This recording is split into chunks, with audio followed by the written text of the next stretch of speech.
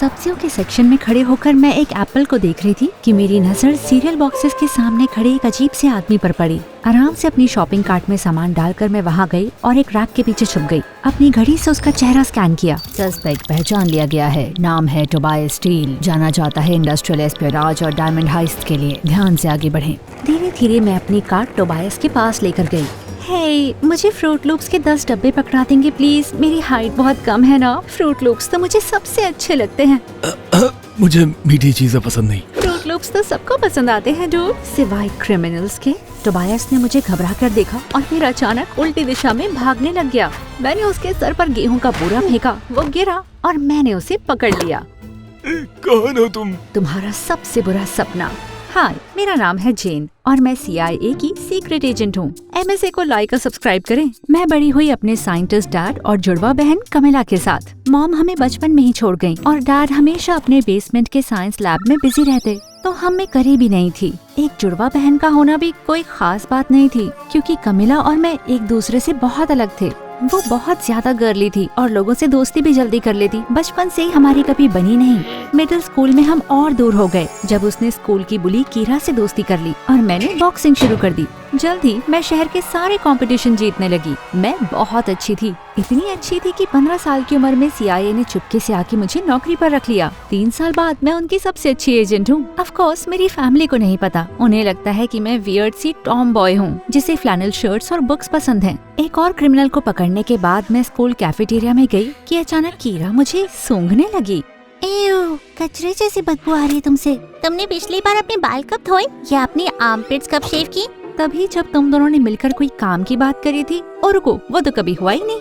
Oh my God, चुप रहो। Ryan यहाँ पे आ रहा है। कीरा देखो, मेरे बाल तो ठीक है।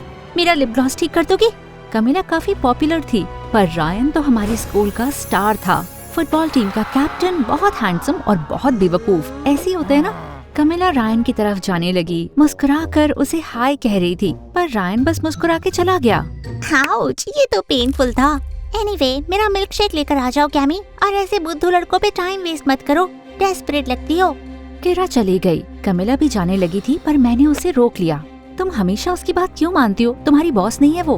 और तुम बॉस हो क्या? सुनो, अपने काम से काम रखना सीख जाओ, समझी? करो जो करना है। तभी मेरा फोन तेजी से बजने लग गया। मेरा सीक्रेट फोन। मैं जान गई थी कि एक और मिशन का टाइम आ गया है। इस बार ये था किसी बेलिंडा हॉलैंड के बारे में। वो अपने प्राइवेट आइलैंड में एक सीक्रेट लैब चला रही थी। मेरा मिशन था उस लैब का पता लगाकर जानकारी इकट्ठा करना और बताना। और बेलिंडा का बेटा रायन वही लड़का था जिसके पीछे कमिला पागल हो रखी थी। अगले कुछ दिन मैंने रायन के बारे में हर एक चीज नोटिस की। वो फुटबॉल कब खेलता है, नाश्ता कब खाता है और कौन सी लड़कियों से बात करता है, ताकि एक मौका मिल जाए कि मैं जाकर उससे कोई बात शुरू कर पाऊँ और फिर करीब ही बढ़ा पाऊँ। पर जब भी मैं उस पे डोरे डालने की कोशिश करती, कोई ना कोई बीच में आके टांग अड़ा देता। मुझे लग रहा था किस्मत मेरे साथ नहीं है। लेकिन एक रात मैंने कमिला को चुपके से निकलते हुए देखा। आओ, आओ, आओ, मेरा हाथ। एक लड़की होके इतनी ताकतवर कैसे हो? जी थैंक यू। आधी रात को कहाँ जा रही हो तुम? एक पार्टी में जा रही हूँ ऑब्वियसली। रायन की मॉम का एक प्राइवेट आइलैंड पे बड़ा सा रिजॉर्ट है और रायन ने मुझे और कीरा को वहाँ पार्टी के लिए बुलाया है। ये काफी बड़ी डील है क्योंकि वहाँ पर कभी कोई गया नहीं है और मैं वाकई जाना चाहती हूँ। तुम जानती हो ना मैं उसे पसंद करती हूँ।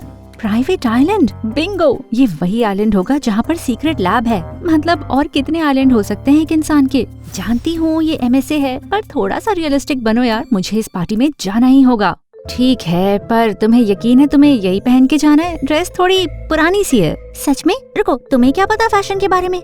मैं जानती हूँ मेरी बहन पे क्या अच्छा लगता है और ये अच्छा नहीं लग रहा। एक काम करो, तुम जाके कपड़े बदलो, मैं यहाँ वेट करती हूँ। कमिला ने मुझे शक की नजर से देखा, फिर कपड़े बदलने चली गई। जब वो बाथरूम के अंदर गई तो मैंने दरवाजा बंद करके ताला लगा दिया। बेसमेंट के अंदर से डैड को उसकी आवाज सुनाई भी नहीं देगी। आई एम सॉरी, तुम्हें बाद में सब समझा दूंगी।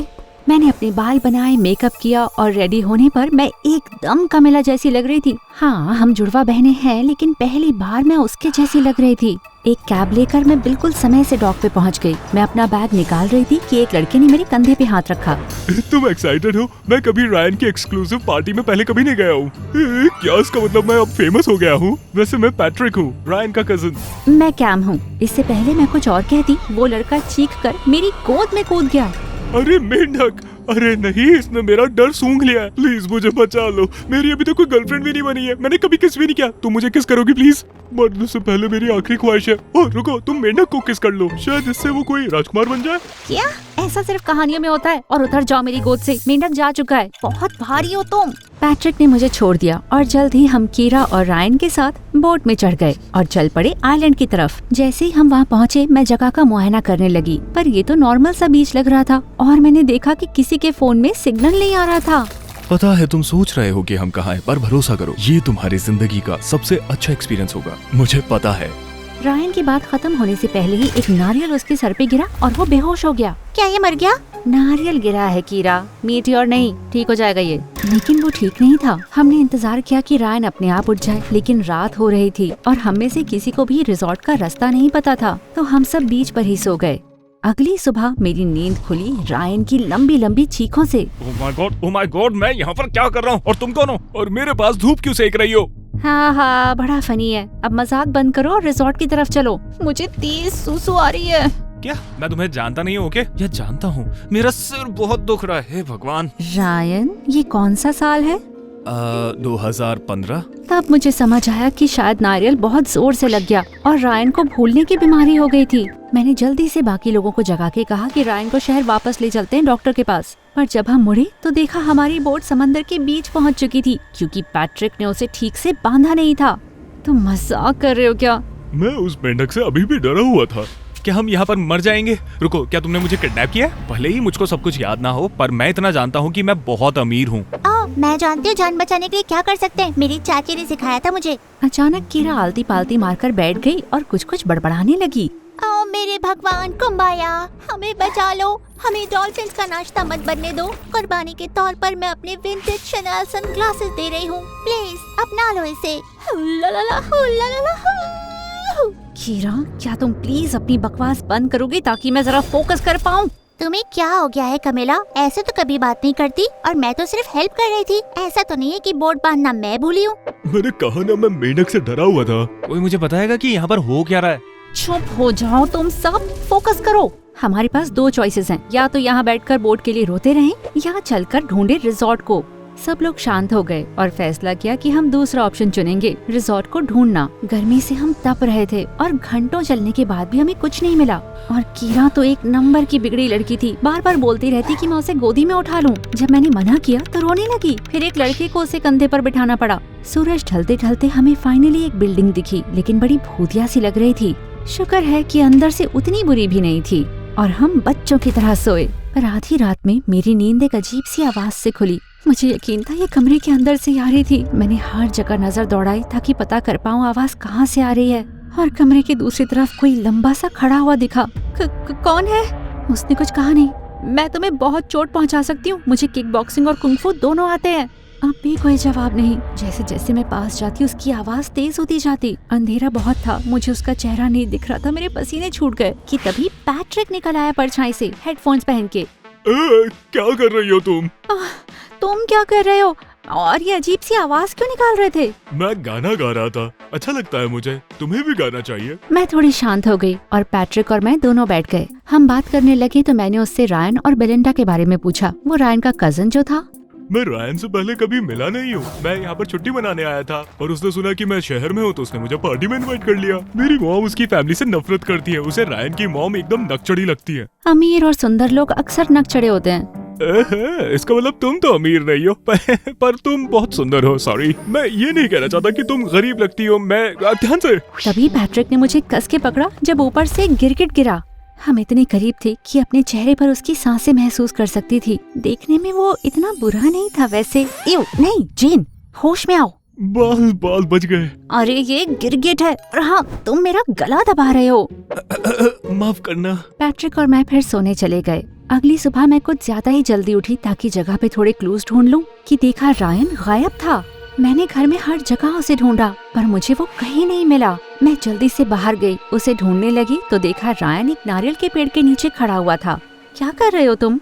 सोच रहा हूँ कि अगर यहीं खड़ा रहा तो शायद फिर से एक नारियल मेरे सर पे गिर जाए और मेरी याददाश्त वापस आ जाए। मुझे नहीं लगता ये ऐसे काम करता है रायन। चलो वापस चलें। हम वापस जाने लगे कि मैंने देखा एक अजीब सी चिड़िया हमारा पीछा कर रही है। उसे पास से देखने के लिए मैंने उसे पकड़ लिया। उसकी पूंछ पर एक कैमरा लगा था। ओह माय गॉड, ये नजर रखने वाली चिड़िया थी। तभी वो चिड़िया जोर जोर से अपने पंख फड़फड़ाने लगी, तेजी से बीप बीप करने लगी और कुछ ही सेकंड में वहाँ एक काली गाड़ी आई जिसमें से 2 गार्ड्स निकलकर हमारी तरफ आने लगे। तुम हमसे नहीं जीत सकती। अगर हार मान जाओगी तो शायद हम तुम्हें कम चोट पहुंचाएंगे। प्लीज, तुमसे अच्छों की छुट्टी कर चुकी हूँ मैं। आ जाओ मैदान में। मैंने लात घूंसों की बरसात शुरू कर दी। एक गार्ड तो जमीन पे गिर गया, लेकिन दूसरे गार्ड ने मुझे कस के पकड़ लिया। मैंने खुद को छुड़ाना चाहा, लेकिन वो बहुत ताकतवर था। अगले ही पल उसने मुझे वैन के अंदर डाल दिया, जिसमें से अजीब सी स्मेल आ रही थी और जल्द ही अंधेरा छा गया। हमारे बॉटल्स और नोटबुक्स टीनेजर्स के लिए बेस्ट है। डिस्क्रिप्शन में जरूर देखें। मेरी आँख खुली तो मैं एक बड़े से कमरे में थी और एक पोल से मेरे हाथ बंधे हुए थे और रायन मेरे बाजू में बैठ के वीडियो गेम खेल रहा था। ओह हे, तुम उठ गई फाइनली। टॉफी खाओगी? नहीं गधे, हाथ खोलो मेरे। ओह हाँ सॉरी। जब से मॉम मुझे यहाँ पर लेकर आई है तो मेरी याददाश्त आती जाती रहती है। लो हो गया।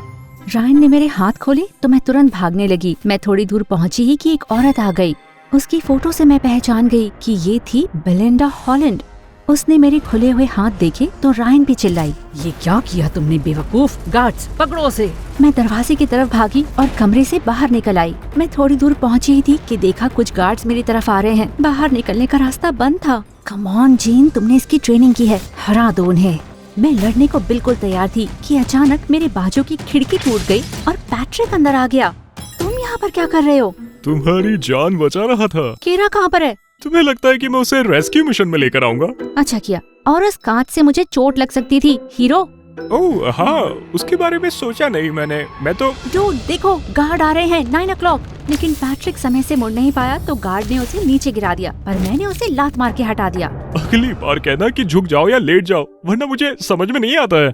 ठीक है, हमने मिलकर लात घूंसे मारना शुरू कर दिया। हैरानी की बात है कि हम साथ में अच्छे से लड़ रहे थे। मुझे नहीं पता था पैट्रिक ऐसे लड़ सकता है और लड़ते हुए काफी हॉट लग रहा था। गार्ड्स को हराने के बाद पैट्रिक और मैं सीढ़ियों से कहीं ऊपर चले गए। कम से कम 7 मंजिल चढ़े होंगे कि हमारे सामने एक दरवाजा आया जो पास कोर्ट से खुलता है। शायद रायन का बर्थडे होगा, आखिर उसकी मॉम की जगह है। पैट्रिक पागलों की तरह नंबर एंटर करने लगा। ओके, ये तो नहीं है। शायद उसके पेरेंट्स की एनिवर्सरी हो, या उसका जर्सी नंबर, या लॉकर का कॉम्बिनेशन, या ब्लड रिपोर्ट का नंबर। तुम्हें रायन से प्यार हो गया है क्या? इतना सब कुछ कैसे पता है? क्योंकि मैंने होमवर्क किया है। स्पेशल एजेंट पैट्रिक यापर, NSA। तुम एक एजेंट हो? मैं भी हूँ, CIA। तो तुम रायन की कजन नहीं हो? मैं हूँ, लेकिन मैं एक एजेंट भी हूँ। मेरा मिशन था उसकी फैमिली के करीब रहकर एक सीक्रेट लैब के बारे में पता करना। अब तुम बक बक करना बंद करोगी? मैं फोकस करने की कोशिश कर रहा हूँ। हाँ जरूर। डूड, तुम्हारे जैसा ढीला एजेंट नहीं देखा मैंने। वो मेरा कवर था, मैं ढीला नहीं हूँ। ओके हाँ तुम कहते हो तो। वैसे तुमने मुझे ढूंढा कैसे? मुझे कुछ तेज बीप होने की आवाज आई। आकर देखा कि तुम किडनैप हो रही हो तो तुम्हारा पीछा किया। हाँ, मैं एक लेजर मेज से भी गुजरा, हजारों गार्ड से लड़ाई करी और तुम्हें बचाने आ गया। इतना भी मत फेंको यार। पर रुको, तुम यहाँ पर आए मुझे बचाने के लिए और मिशन को नहीं? क्यों? क्या मतलब क्यों? क्योंकि मैं, ओह माय गॉड, किसी के आने की आवाज आ रही है। लगता है दरवाजा तोड़ना ही पड़ेगा। पीछे हटो। मेरे कुछ कहने से पहले ही पैट्रिक ने लंबी सांस ली और दरवाजे की तरफ बढ़ा, पर वो लोहे का बना था तो वो लड़खड़ा के गिरा सीधा मेरी बाहों में। चलो चलो, सब ठीक है प्रिंसेस। अच्छे के साथ होता है। मैंने पास में एक फायर एक्सटिंग्विशर को देखा और उससे मैंने ताला तोड़ दिया। जब दरवाजा खुला तो हमने जो देखा उससे हमारे होश ही उड़ गए। रूम के बीच में एक बड़ी सी मशीन थी, शायद वो किसी तरह का हथियार था। हम उसे देख रहे थे कि अंदर आ गई बेलिंडा, गार्ड्स और कीरा के साथ। तुम यहाँ क्या कर रही हो? कहा था ना कमरे के अंदर बैठे रहना। अपने प्यार को मुश्किल में पड़ते हुए देखकर मैं चुप नहीं बैठ सकती थी। कमेला, आई लव यू। अगर हम यहाँ से बच गए तो मेरे साथ डेट पर चलोगी तुम? क्या? मुझे लगा था तुम्हें पता होगा। मैंने हमेशा तुम्हें प्यार किया है। मैं जलती थी क्योंकि तुम्हें इस गधे रायन से प्यार था। बुरा मत मानना मैम। नहीं मानूंगी। काम की बात करते हैं। तुम यहाँ से नहीं जाओगी जब तक तुम्हारे डैड मुझे वो केमिकल ना दे दे जो मेरे प्रोजेक्ट को खत्म करने के लिए जरूरी है। कौन सा केमिकल? और इससे मेरा डैड का क्या लेना देना है? बेलिंडा ने बताया कि मेरे डैड दरअसल सरकार के लिए काम करते हैं। जो केमिकल बेलिंडा को चाहिए था वो सिर्फ डैड ही बना सकते थे। इसीलिए मैंने रायन से कहा था तुम्हें यहाँ बुलाए ताकि तुम्हारा इस्तेमाल करके तुम्हारे डैड से काम करवा लूं। लेकिन बदकिस्मती से मेरा बेवकूफ बेटा याददाश्त खो बैठा और मुझे नहीं पता था तुम एक एजेंट हो, तो इससे भी थोड़ी दिक्कत तो आ गई। एक टिप देती हूँ, साथ दो तो तुम्हारे साथ नरमी बरतूंगी। मेरे पास भी आपके लिए एक टिप है मैम। मुँह को मत देखो, हाथ को देखो। ये कह के मैंने बेलिंडा के चेहरे पे जोर से मुक्का मारा, जिससे वो पीछे जाकर गिर गई। इसके साथ ही पैट्रिक ने वो हथियार उठाया और रेलिंग के पास चला गया। एक कदम भी आगे बढ़ा है तो इस चीज को मैं नीचे फेंक दूंगा। पैट्रिक, तुम तो परिवार हो बेटा। काहे का परिवार? मेरे आने से पहले आपको ये भी नहीं पता था कि मैं हूँ कौन। अपने गार्ड से कहो कि अपने हथियार छोड़ें और कीरा को छोड़ें अभी। बेलिंडा ने मान मारते हुए गार्ड्स को इशारा किया। जब उन्होंने हथियार नीचे रखे तो मैंने एक गार्ड से फोन लेकर अपनी टीम को कॉल किया। कुछ ही मिनटों में मेरी टीम हेलीकॉप्टर में आई। बेलिंडा को गिरफ्तार कर लिया, लैब को हिरासत में ले लिया और हथियार को भी। रायन को भी पूछताछ के लिए ले जाया गया। जब सब कुछ खत्म हुआ तो पैट्रिक, मुझे और कीरा को वापस ले जाया गया, जहाँ डैड मेरा इंतजार कर रहे थे। मैं तुरंत उनके पास भागी। आपने कभी बताया क्यों नहीं आप गवर्नमेंट के लिए काम करते हो डैड? तुमने भी तो नहीं बताया कि तुम एक जासूस हो। कुछ चीजें ऐसी ही होती हैं। पर जेनी, मुझे तुम पर गर्व है। Thanks dad. रुको, तुम कमीरा नहीं हो? नहीं, मैं हूँ। इससे पहले मैं कुछ कहती, कमिला पागलों की तरह मुझे मारने लगी। कौन करता है ये अपनी बहन के साथ? मुझे बंद करके मेरा फोन लेके चली गई। तुम जानती हो मैं अपने फोन के बिना नहीं रह सकती। आओ, ओह, आई एम सॉरी, पर ये जरूरी था। आओ, कसम से तुमने खुद को दोबारा खतरे में डाला ना, मार दूंगी तुमको। क्या तुम रो रही हो? ओह, मैं खुश हूँ तुम यहाँ हो। जब तक मैंने अपने परिवार से मुलाकात खत्म करके अपनी टीम को सब कुछ बताया, पैट्रिक वहाँ से चला गया था। मैं उसका शुक्रिया अदा नहीं कर पाई, ये भी नहीं बता पाई कि उस पे थोड़ा सा क्रश है मुझे। इस ऑपरेशन को हुए कुछ हफ्ते बीत गए और मुझे बताया गया कि बेलिंडा ने अपने सारे गुनाह कबूल कर लिए हैं। वो एक एनिमी ऑर्गेनाइजेशन के लिए काम करती थी। रायन को उसके डैड के पास जर्मनी भेज दिया गया और हमसे वो कभी नहीं मिला। कीरा ने फाइनली कमिला को डेट के लिए पूछा, पर बदकिस्मती से कमिला वैसा फील नहीं करती थी, तो दोनों ने तय किया थोड़े दिनों के लिए दूर ही रहते हैं। दूसरी ओर मैंने पैट्रिक कहाँ है पता लगाने की हर कोशिश करी, पर ऐसा लग रहा था जैसे वो हवा में गायब हो गया हो। फिर एक दिन मैं कॉफी शॉप में थी कि मुझे एकदम से आवाज आई, आओ, मेरा सिर। पैट्रिक, तुम यहाँ क्या कर रहे हो? तुम्हारे कपड़ों को क्या हुआ? मैं थोड़ा गुम गया था, फिर दूसरे रास्ते निकल गया और फिर कीचड़ में गिर गया। फिर 2 मिनट के बाद फूलों की दुकान पर तुम्हारे लिए गुलदस्ता लेने के लिए गया। फिर वहाँ पर भी किसी चीज से वहाँ पर मैं फिसल गया। पर मैं जानता था कि तुम यहाँ पर आना पसंद करती हो, तो सोचा यहाँ कर देखूं और तुम मिल गई। तुम्हें कैसे पता मैं यहाँ आती हूँ? मेरा पीछा कर रहे हो क्या? ऐसे कह रही हो जैसे पीछा करना बुरी बात है। जिस इंसान की तुम परवाह करते हो, अगर तुम उसका पीछा करते हो तो उसके बारे में चीजें पता चलती है जो उसे खुद पता नहीं होती। देखो, मैं तुम्हें पसंद करता हूँ जेन। मैं जानता हूँ कि मैं थोड़ा सा भोंदू हूँ और थोड़ा ढीला हूँ, उल्टी सीधी बातें करता हूँ, पर मैं उम्मीद कर रहा था कि मैं तुम्हें अच्छे से जान सकूँ। फिर कीरा ने तुम्हें डेट के लिए पूछा और अरे एक मिनट रुको, कीरा को मेरी बहन पसंद थी, कमिला। मुझे तो लड़के ही पसंद हैं, खासकर ढीले वाले। सच में? हाँ, पर तुम दोबारा ऐसे गायब नहीं हो सकते। ठीक है, अब तुम्हें किस कर सकता हूँ, स्पाई की तरह। पैट्रिक ने मुझे कमर से पकड़ा और किस करने के लिए आगे बढ़ा, पर पता नहीं कैसे उसका बैलेंस बिगड़ा और हम दोनों नीचे गिर गए। ऐसा तो होना ही था।